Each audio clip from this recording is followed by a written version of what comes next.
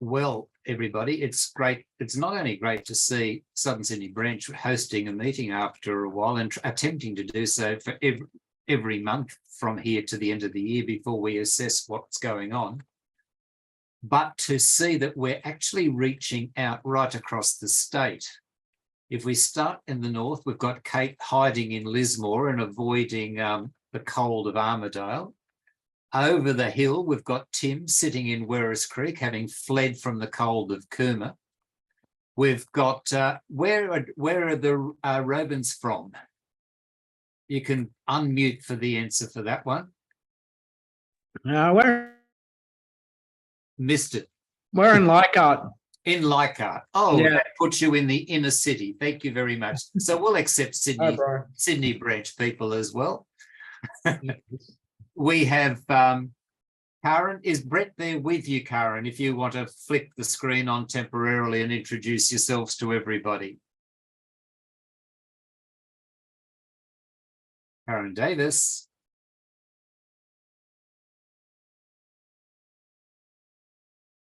Maybe not able to. They too, they are South Coast people. Yep, there's a hand up in the air waving. Can you put the screen on temporarily? And is Brett with you, Karen? And you can unmute for that part.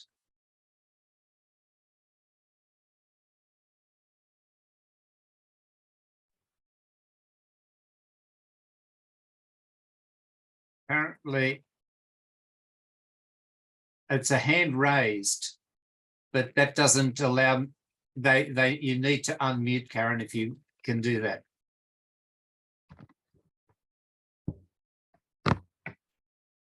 Nope.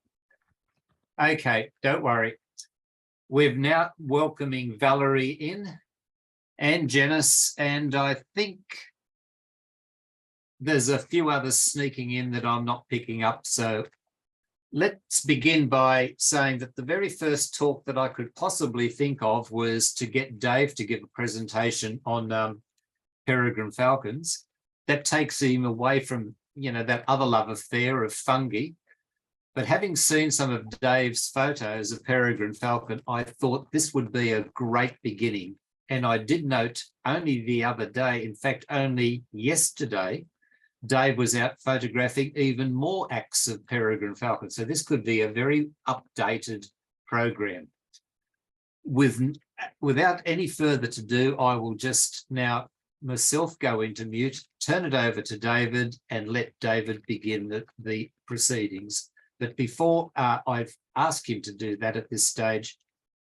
Just check that my screen shares okay. Well, I'll do all those checks first, yeah. And Dave said it might be best to leave any questions till the end, that you can record them over in the conversations. It's on, Dave. It's great. Okay, right, I'll start this. This is a keynote presentation on a Macintosh. So that screen's okay there, Brian, is it? Brian, that screen's okay. I can't hear, but just wave if it's okay. Yeah, everything's fantastic. Perfect. Screen is fine. Okay, right, I'll just start by pressing a few buttons and just let it go. Firstly, just my background. Certainly not an expert in these birds at all. I'm just an observer and also a bird photographer. So I don't speak with any expertise, merely just an observer. But it's become a passion over the last few years observing these birds, as you'll see. These are references that I recommend, Australian books by Stephen Demas on birds of prey, and a more recent book on Australian falcons. Very useful to know about these birds, and that's where a lot of the facts and things that I've got come from. Firstly, peregrine falcons, they're found worldwide, well, almost worldwide. They're not found in New Zealand for certain reasons, possibly the same reasons they're not found in the very high country of Australia, because it may be too foggy for them. That prevents them hunting. The Latin name, Falco peregrinus, those Latin scholars amongst us will know that peregrinus is Latin for wanderer or traveller. So that's certainly what they do. Regarded as a bird of prey, but they're not an eagle or a hawk. Taxonomically, they're closer to cockatoos and parrots. So a bit strange, but they've probably convergent evolution. So they look like birds of prey, and they certainly prey on birds. So they're members of the genus Falcon, and that includes the Nankeen kestrel, the hobby, the brown falcon, the black falcon, the grey falcon, and our one, the peregrine falcon. Now, of those, the peregrine falcon is found worldwide. Some of them are only found in Australia, like the Australian hobby. But I think the grey falcon, the black falcon are quite endangered, particularly the grey falcon. The peregrine falcon numbers did decline in particular during the DDT era when their shells became very, very thin. But now they seem to be doing pretty well.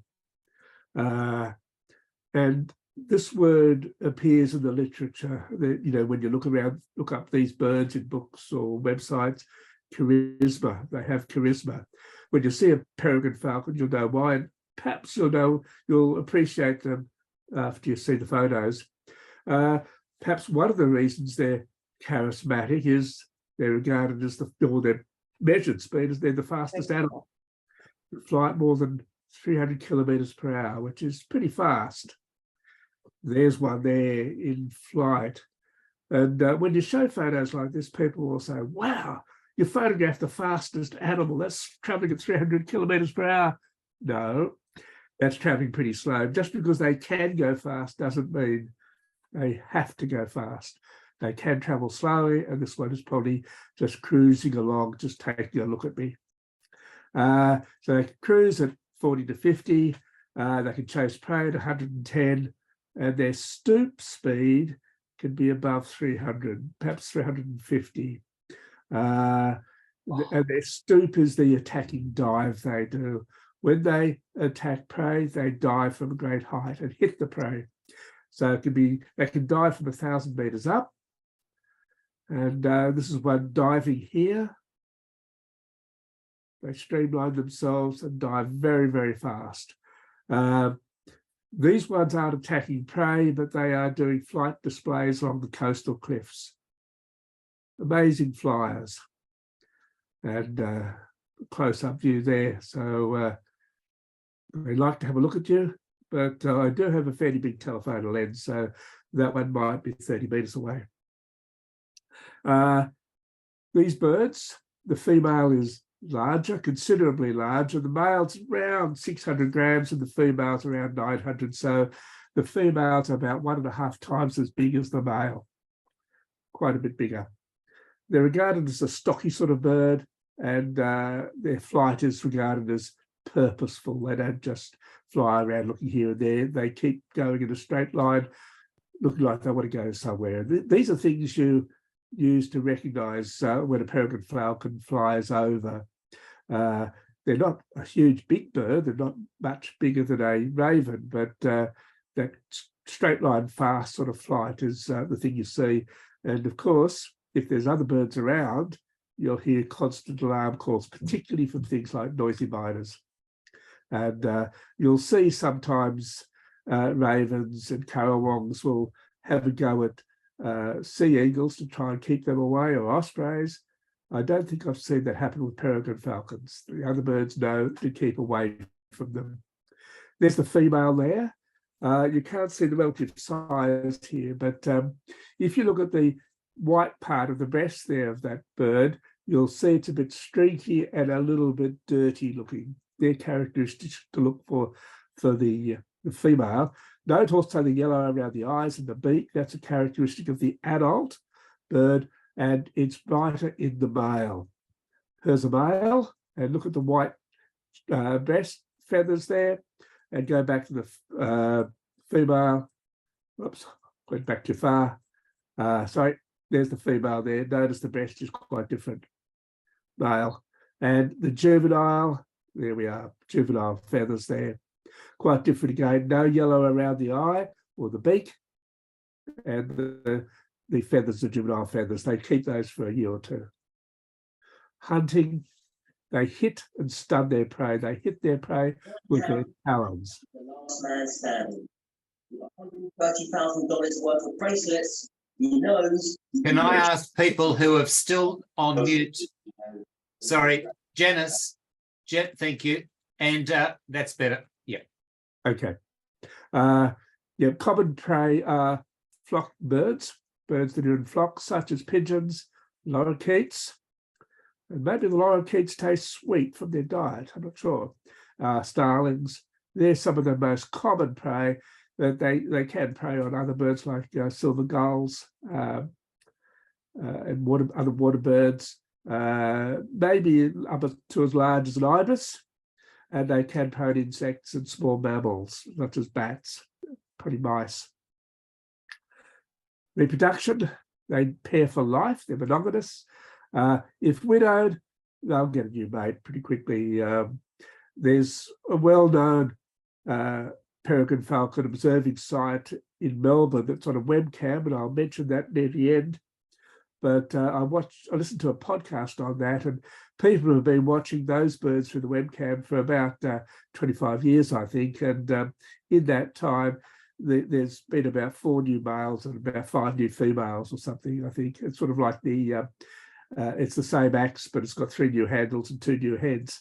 So that's pretty typical. They can live up to around 15 years. I think the oldest recorded wild one in Australia is around 20 years, but typically 5 years is probably more likely.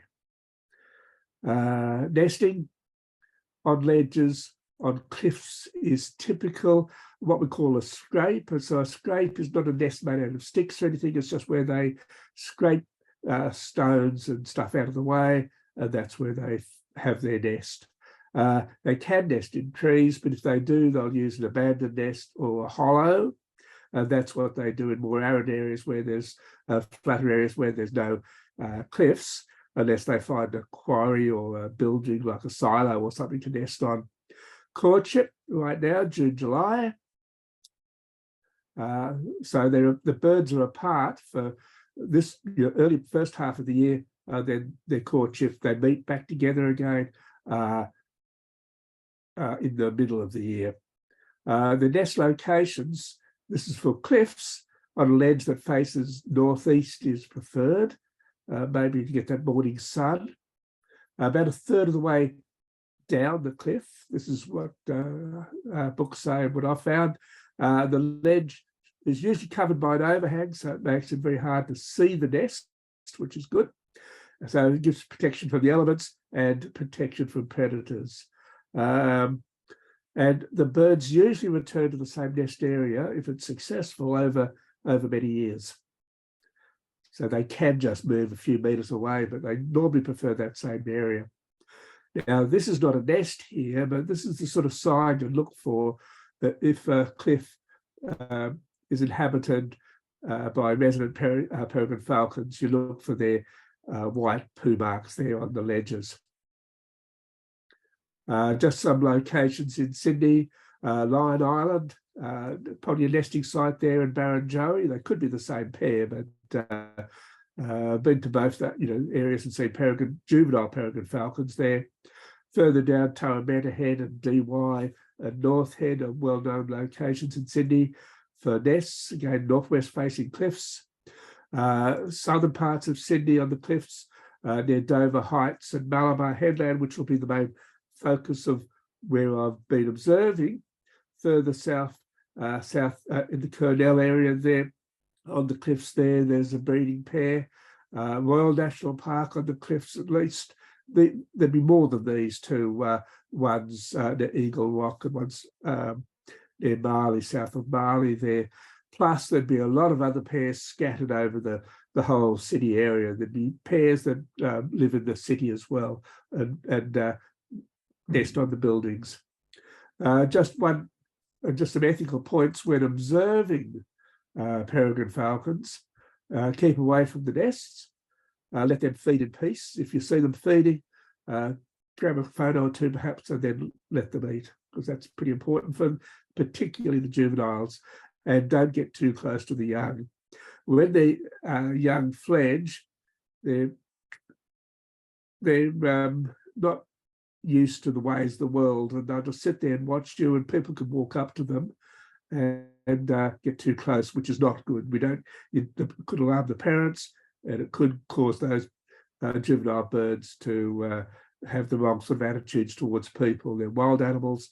We shouldn't get too close to them. With nesting, typically 3 to 4 eggs are laid. The range is 1 to 5. Incubation about 33 days, a bit over a month. It's the female that usually sits on the eggs, although they do share, but female predominantly. The male hunts for food for both, but not always the case. One time I was observing there, and the female looked like it wanted food for the chicks, and the male was on the other side of Malabar Headland there, looking tired and looking very lazy, like it didn't want to go. And so the female went out and it got the food that day. Chicks take about 38 to 40 days to fledge, to fly, where they leave the nest. Now, about half of all nests fail, according to the books. The birds start a nest, but then they abandon it. That's quite typical of the bird world. In successful nests, about 50% of the chicks do not survive to fledge. So if they have 5 chicks, you might get 2 or 3 that fledge. And the main reason is the parasite load is too much for the chicks. So that's things in the birds they eat and their food that's brought in for them might have ticks and things in it, lice and things like that, and that overwhelms the young birds. And the young are dependent for food for 2 or 3 months on their parents bringing in food, and they can stay near the nest for up to 8 months. And then the juveniles may disperse anywhere from 30 to 500 kilometres. Usually the females go a bit further than the males, but typical distances are around 50 rather than the 500. So the young Peregrine Falcons, about 2/3 die during their first year. This is what happens in the bird world again, but happens, if you think of ecology, every pair of birds for a stable population, they might produce dozens and dozens of offspring during their life, but for a stable population, only 2 of those go on to reproduce themselves. So that's basic ecology. The age for breeding is 2 years for females and about 3 years for males. So putting it together, a bit of a timeline, courtship and mating going on now, and then eggs are laid at the end of this month. Usually it'd be earlier up north and later down south, down around Victoria and South Australia and Tasmania. Then you get the nestlings and then the fledglings, usually about the middle of October or early November. Now, the main focus where I've been observing these birds is Malabar Headland, a new national park that's accessible sometimes. And I mean sometimes because smack in the middle of the national park is a rifle range. And that's been, rifle activities have been there for a long, long time. And they've got a brand new lease that gives them allows them to shoot there for another 50 years. And that means when they're shooting, you can't go into the eastern area of the national park. That is the area where the cliffs are. The park is closed with big gates and security guards. That is every Saturday, at least 2 Sundays a month, and then sometimes longer times, like during school holidays, they have federal shooting events. So the rifle range is smack in the middle. There's also on the south side there, Long Bay, there is a Sydney water facility there that's associated with the sewage outfall that goes way out to the ocean. And on the very far bottom left is the Long Bay Correctional Centre. And that's one of the reasons why the town there, between the jail and Long Bay, is named Malabar. They didn't like the association of Long Bay Jail. So another view here, the topographic map showing the national park in 2 chunks, the eastern end and the western end. The western smaller bit there to the houses on the top left, that's open all year.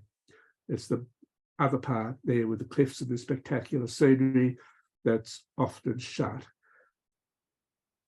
But it's great country, comparable to the Cliffs of Moyle National Park. Now, this is one of the sites here where the birds nest, or is the main site where the birds nest under those cliffs. You can't see the nest, which is good, but about a third of the way down those cliffs, that's where you look through your binoculars and you often spot a peregrine falcon or two. Malabar Headland, just a bit of background, it's known as Boora by the local Aboriginals. It's a recorded name. And there's Boora Point there, is the point closest to the nesting area. There are rock engravings there, but I've never seen any. There are middens there and grinding grooves. I've seen a few of those. And Governor Phillip named the Bay to the south Long Bay. 1850s recreational shooting began. 1910 dedicated as military land.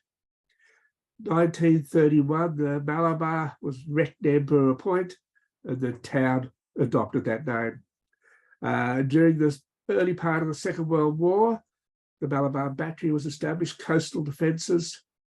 1967, the Rifle Association transferred to the site from Holsworthy, but it was used as a rifle range right through First World War, Second World War. Part of the military history here, you can see an observation tower and the munitions railway that's in a cutting. It's quite interesting. This is coastal defence structures are all here. The dash line is the railway. There's battery, old gun emplacements and searchlight buildings and power supplies. That's a searchlight building there, which is still there. I don't think that's the original Second World War artwork for some reason, the camouflage. Munitions railway there, and it's in a cutting, not because it's easy to put a railway in a cutting. A lot of work was involved digging that out, but because in a wartime, the rifle range was quite a useful thing to have. And I don't think the soldiers like being shot at or ricocheting bullets flying around, so they're protected down to that cutting. Observation town with binoculars, telescopes, rangefinders, things to look out and see, and an old gun emplacement here. There's a lot of tunnels and stuff there that are still there, but are all closed off by the national parks. 86, military use ceased. The government announced they were going to sell the land. This would have been the Hawke Labor government. And one tender was from Club Med for a huge resort. But the Rifle Association blocked the sale of the land in a legal action. The Commonwealth transferred the land to the New South Wales government in 2016, and we got the national park in 2017. Now, I've been out there just after the national park was created, and one of the things I observed on the first or second walk there was a peregrine falcon. And I thought, that's interesting, and started going out there more regularly. 2018, there was one fledgling, and I've got the date there that I saw it, 18th of October. It could have fledged a week or so earlier than that, because that time of the school holidays, there was a big shooting festival on. 2019, 3 fledglings that I saw on the 14th of October. 2020, 2 fledglings. One I saw on the 8th, second one on the 10th of November, so a fair bit later. 21, 1 fledgling, I saw the 9th of November, and I know there were more chicks than that because somebody had been observing them while I was away during the COVID, and he reckoned there were 3 chicks. 2022, last year, 2 fledglings, and one came a bit before the other. Again, 31 October, 1 chick fledged, and the 3rd of November for the second one, or about rough dates. Now, courtship, the birds return to the nest area. The nest area is usually the male's territory, and he tries to impress the female by showing nice nest areas, areas suitable for the scrape. They do flying displays, loops, fast dives, food exchanges, and these are amazing to see. You can see, oops, let's go back one, the male there with some food, a bird that it has caught, and the female likes it, flying up at great speed these are very fast, these food exchanges. So there the food is given mid-air, and another food exchange here. Incredible to witness these food exchanges. They are incredibly fast, and the female flies off with the food. Now this is a male eating some food there on the ledge. Bits of bird. Now the territory is strongly defended, very strongly defended. They'll attack much larger raptors such as sea eagles and ospreys, and will kill other peregrine falcons that come into their territory if they get the chance. The fledglings can join in the attacks. The fledglings will attack sea eagles. They'll also attack things such as pelicans flying along, because they don't know any better, really. So here's a male peregrine falcon on guard duty near the nest, takes off all of a sudden, and it attacks this one here. Now, I know this one's an intruder because if you look at its left wing there on the right side, there's a big tear in the feathers there. So it's wandered into the territory and it's attacked. It could be a female because it looks larger than that male there up above it. So a fight goes on, and they chase each other like this. So there's the intruder coming towards me. You can't always see these things because often they go behind cliffs or behind ledges, or they're too far out to see. Now, mating. This is interesting to observe. And the female calls from a ledge. It's on the ledge, usually close to the nest area, and it's a very plaintive sort of call, quite different to their normal call. And the male flies to the female and very carefully lands on top. And it's over in about 10 seconds. They can mate 3 times in half an hour, 12 times a day. And apparently this is typical of falcons. So there's the female calling. And the female leans over, male flies in, lands on top, and very gently, look at the male's talons there, and doesn't last long, flies off. Female here, this was the same day, within 10 minutes or so of the last time on a different ledge. Female's plaintive call, male comes over and departs. And usually there's a food reward given too. So the male might bring in some food for the female. Different food here. Just some of their behaviour. It's a bit frustrating sometimes when you're a photographer and you want to get some flight shots.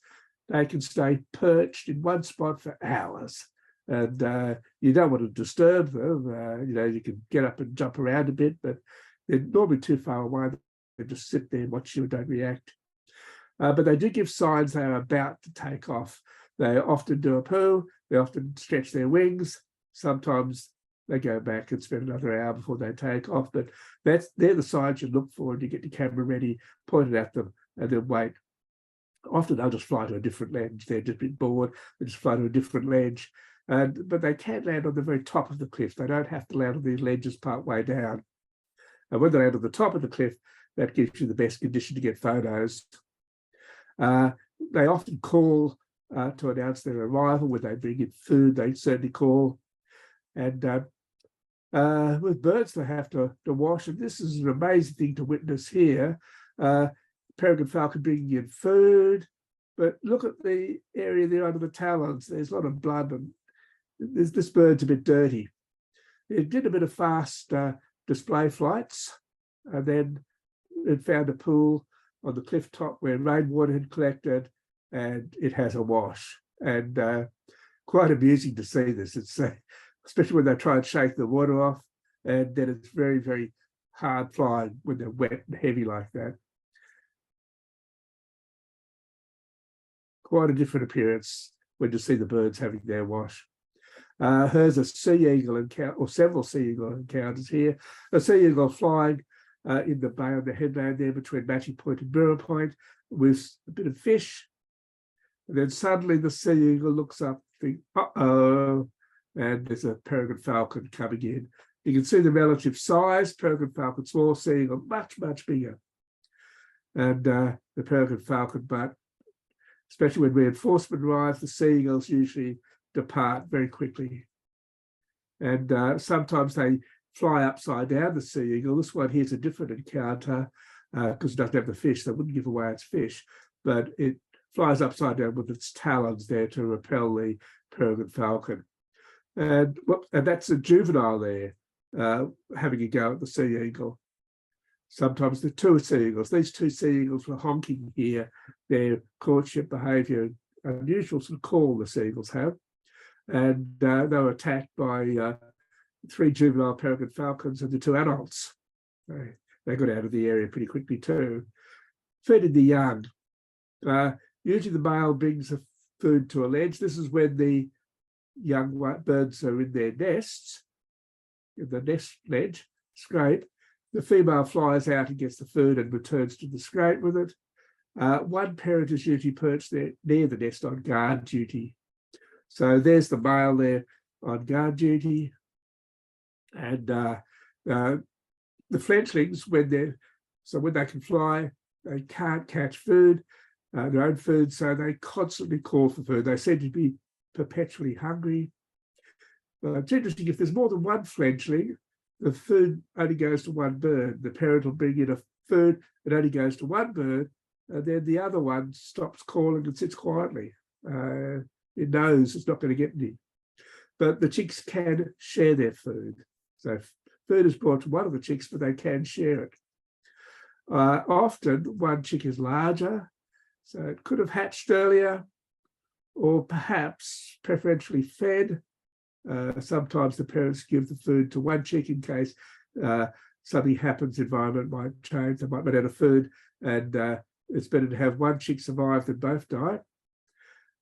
Or the larger chick could be a female, but I'm not sure about that. I think it's more likely they hatch earlier or preferentially fed. Food delivered to young. So the parents can give food to the young on a ledge when the young is calling, or they can get the young to fly up and get food. Food delivered to one chick. Second chick can be educated with small bits of food dropped mid-air, so part of their schooling. So one chick might be satisfied with food, the other chick has to fly around after the adults and get bits of food dropped from them. So here's an adult coming in here with a dead bird. It comes onto a ledge and calls, and the female leaves the nest, comes over and checks the food's okay, and it'll fly back. There's another time here on a different ledge. The female is just pulling some feathers off, and then it flies back to the nest to feed the young.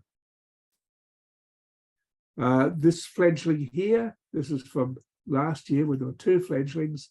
This one you can see screaming to the parents for food, and parent obliges, brings in some food. But look here, I didn't realise what it was, but this is when I first saw there were actually 2 chicks. There's a second fledgling. So this was on that second date. 2 chicks are both sharing this food. So, and that chick on the right is much bigger than the one on the left. So there it's enjoying its meal, and you can see that one of them is considerably bigger than the other. But they seem to get on pretty well, these chicks. And having 2 chicks from the photographer's point of view is much better than one, because they interact, they fly together. 3 even more so. And here's another one here, a chick screaming for food, the parent there just looking a bit bemused, but it did go and catch something and come back. They can also cache food, so they can, if they kill a few things, they can store it in holes, in little caves on the ledges there. Sometimes they just fly up to the ledge and appear to come back with some food straight away. More food here, and the juvenile flies up, and the adult's got this food in its beak, and it's either going to drop it or let the other one catch it. Juvenile comes after, and there it's got the food. The second juvenile comes up, maybe want a bit too. Another action here, parent coming in with some food, and the juvenile comes up and grabs the food and seems very, very happy with it.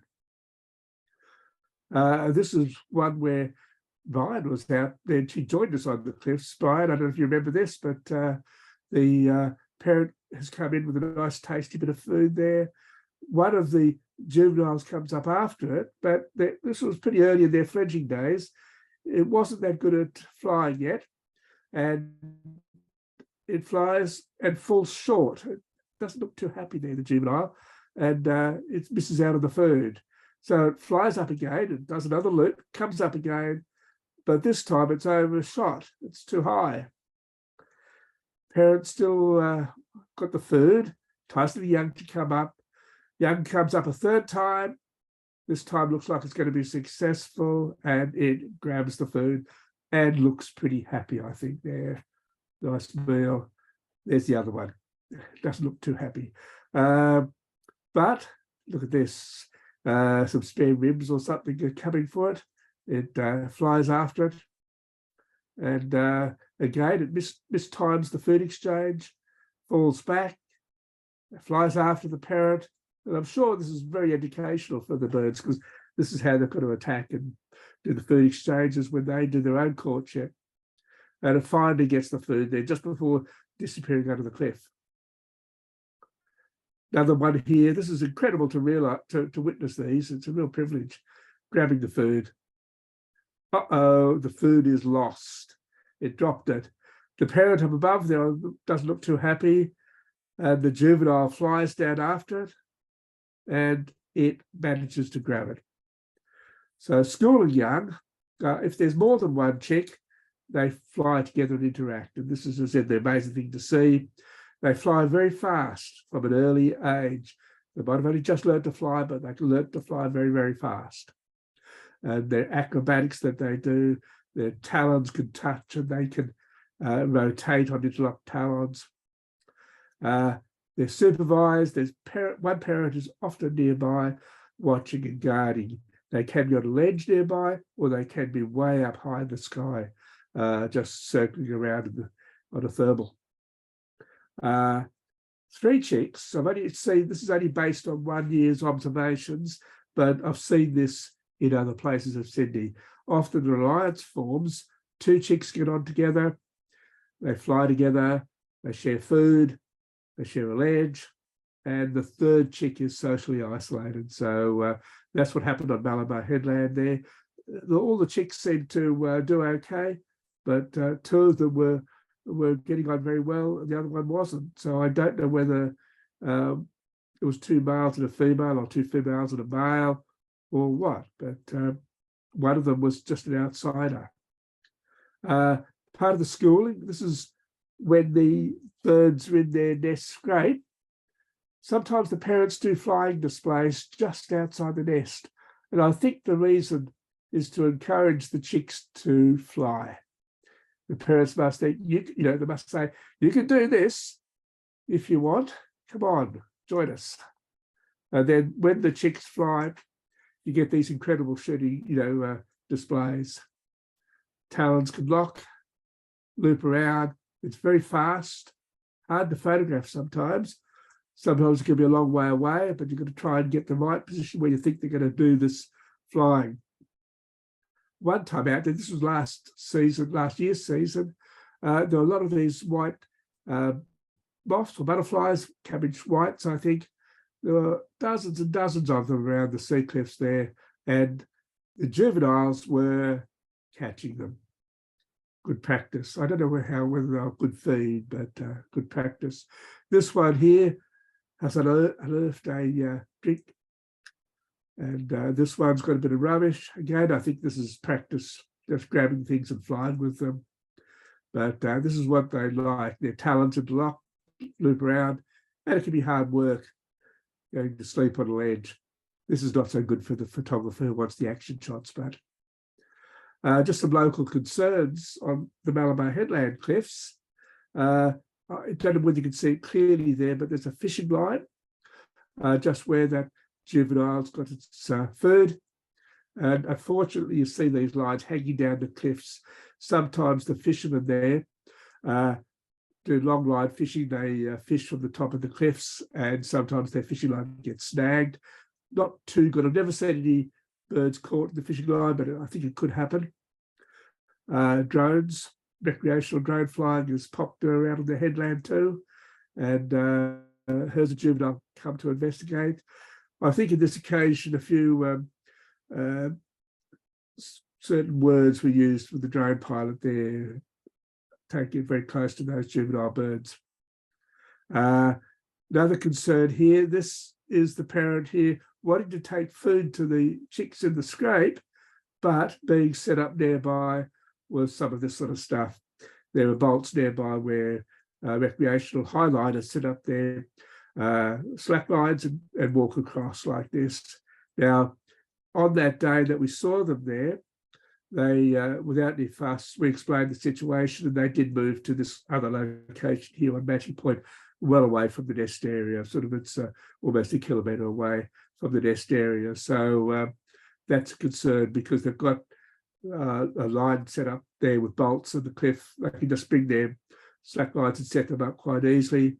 But there is a website for these areas, and they say on the website, this is a Peregrine Falcon nesting area, and keep away from June right to December.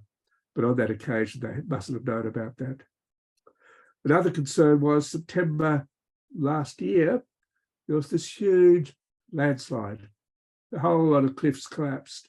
Hundreds of tons of rock fell. Nobody seems to know when it occurred. It was early September, and nobody seems to have heard it. But it's a huge thing. And that is about 100 metres away from the nest area.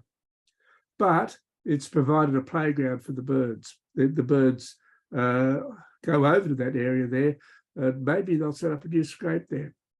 Now, just to finish the section, charisma.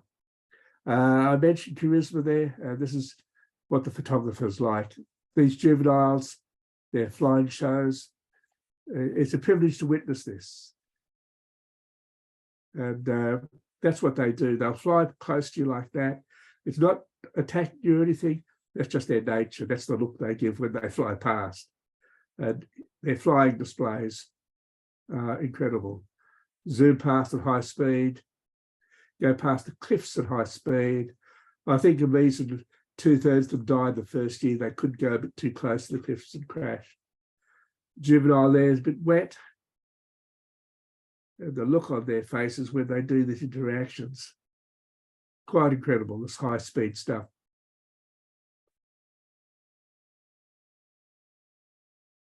So it attracts, when the juveniles are fledged, you often might get a half a dozen or so bird photographers out on the cliffs there. Amazing flying displays.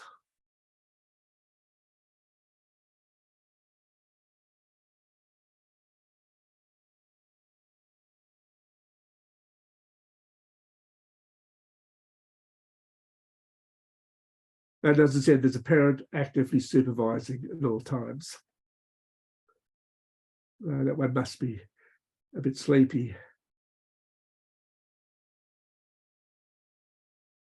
Now, this is incredible to watch this.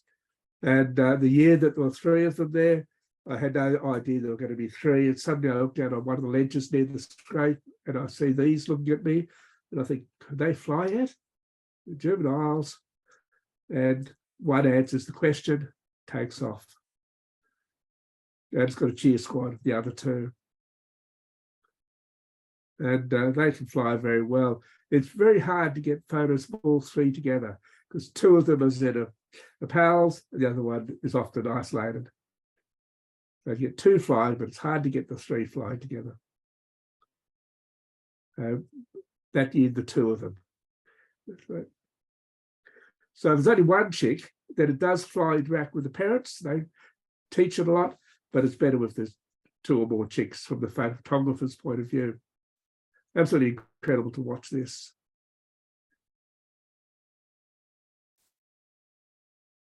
Food.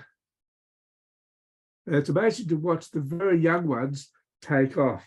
This one went to the edge there and sort of started flapping its wings and wasn't getting anywhere. Then it moved back a bit, then it went and started flapping its wings again, didn't get anywhere. It had to realize that it had to sort of step into space, and that's quite a challenge for very young birds.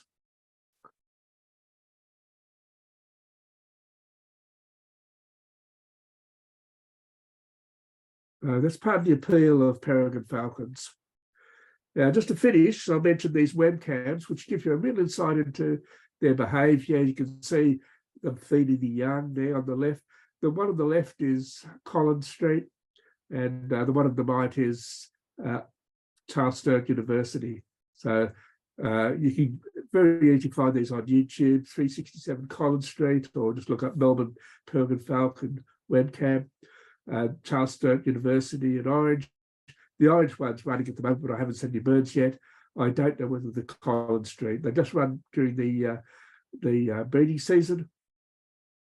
And the podcast, this weekend bird podcast, had an episode on the Peregrine Falcons, mainly on the ones in Melbourne there on that webcam, and summarised all the information about that. That was quite enlightening. And thanks to the group, the Friends of Malabar Headland, that campaigned for many years to get the area the national park it is today, and not a club man.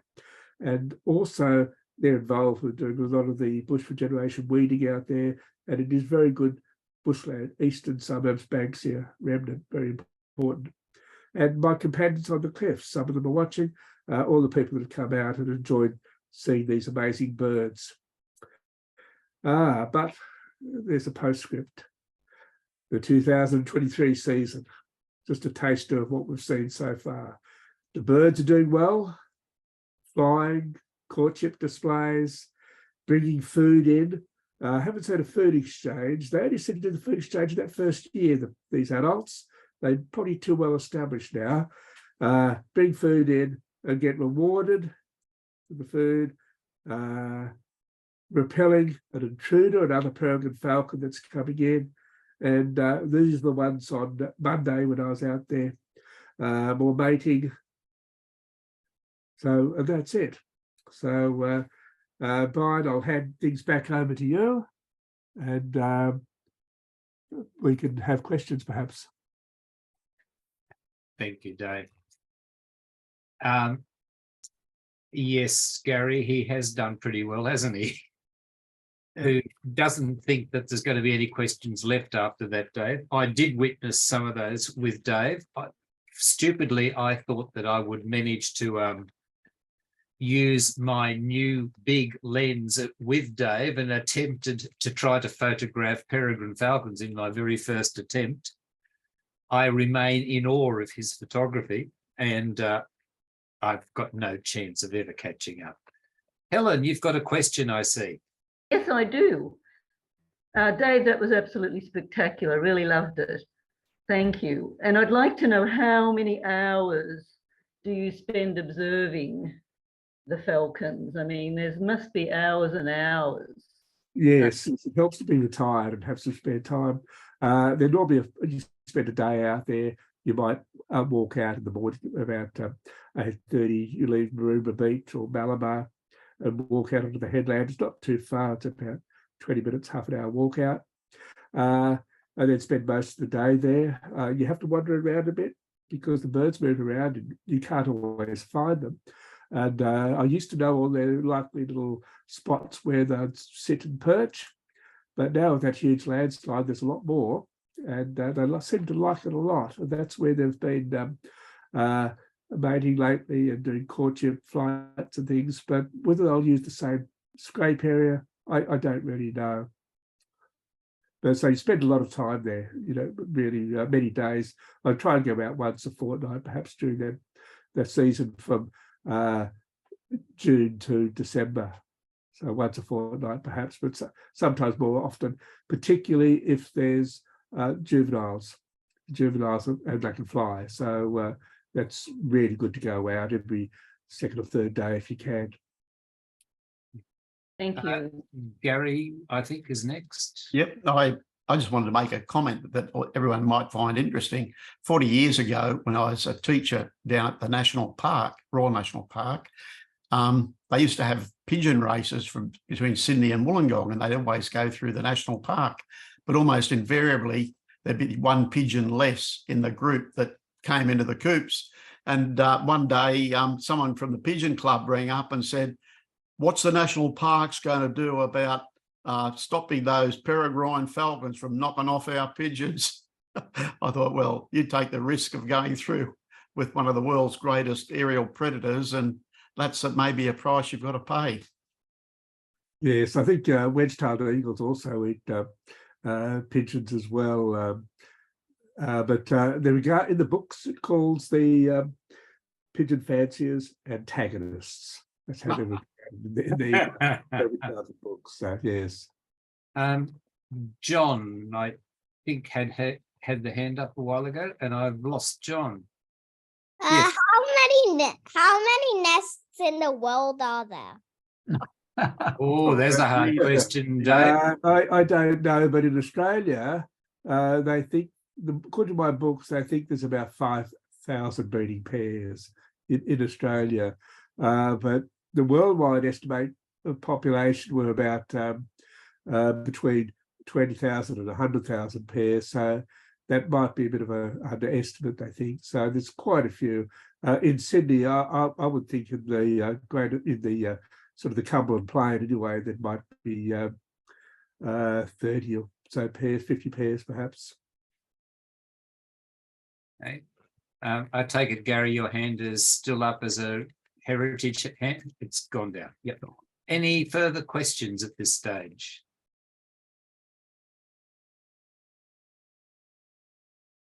There being none, I wouldn't mind just saying to Dave, thank you very much.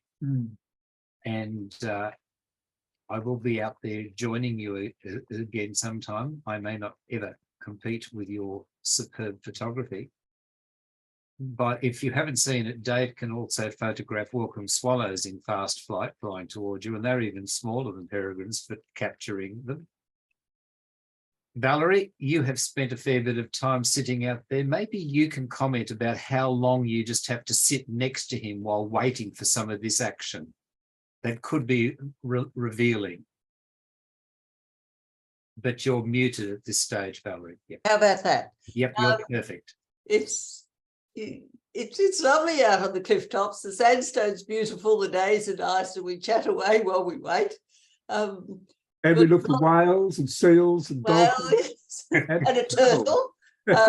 So it's always enjoyable, especially in nice weather. So it's just wonderful. And you don't mind sitting and watching nothing happening for the next hour until something immediately bursts into action.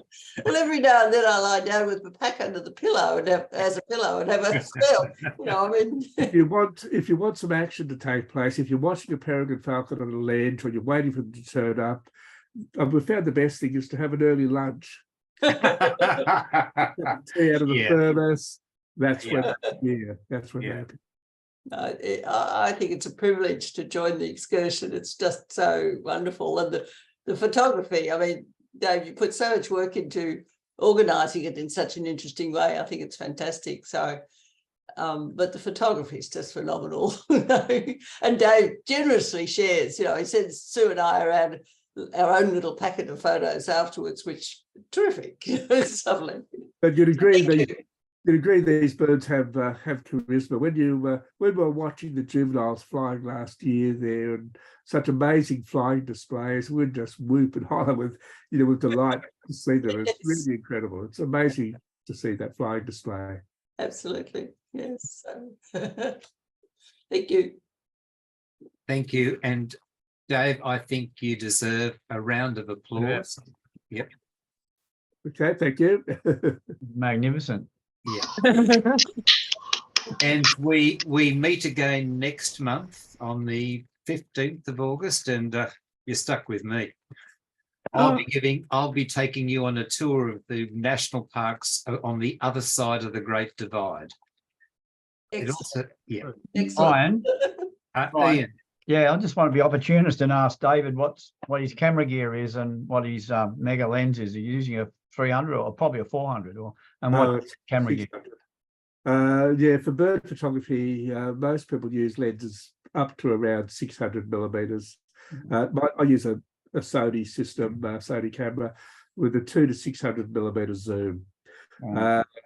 It'd be better to use a prime lens in some regards, except for cameras those happen to be very expensive, sort of around $20,000, which is a lot for a bit of glass. But I use a sort of a $2,500 zoom lens. It's a big, heavy lens, weighs about 2 kilograms.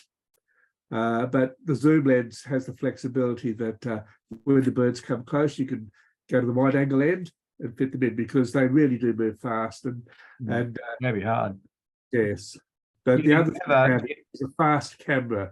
My camera can shoot at 30 frames a second, and you need to have 20, 30 frames a second to get that action when they're interacting up in the air, the juveniles, to get photos. Otherwise wings might be in the wrong place or they're not looking at you and things like that. So a high-speed camera, which a lot of these cameras are these days, and a good telephoto lens, one that can focus quickly with fast motors inside to track the birds. And The other thing to throw in now is that the memory cards are now much faster in processing too.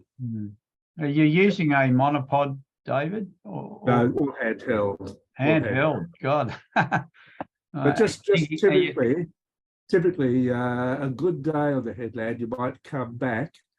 As I said, my camera can shoot at 30 frames a second, so you might come back with between 3,000 and 5,000 photos. Right. And then I can process 2,000 or 3,000 photos in the evening. Right. But you go through and delete most of them and keep maybe 200. But 5,000 it often takes you a bit of the next day as well to go through and choose the best 200 out of them or something like that. Did you say you were using a Canon? No. Sony. And lastly, are you thinking of going mirrorless? It is. It is mirrorless. Oh, okay, right. And it's one that's got what's called a stacked sensor. So that means the mean out time of the sensor is very, very quick. So that's what allows it to do the 30 frames a second. Oh, unbelievable. It's an expensive camera. So well done. Thanks. Okay. Ian snuck in the last question then after we'd already praised Dave. We will praise him again, and thank you everybody for coming along, and I hope to see you all next Will I press next stop month. recording? Yeah. I'll press stop recording. Yep, press stop recording now, and Kerry's giving you a clap, Dave. Michelle has already told you how wonderful you are. Gary's not sure. Waving goodbye. And see you all in the field at some stage. Great to see everybody. Thanks a lot. Good night.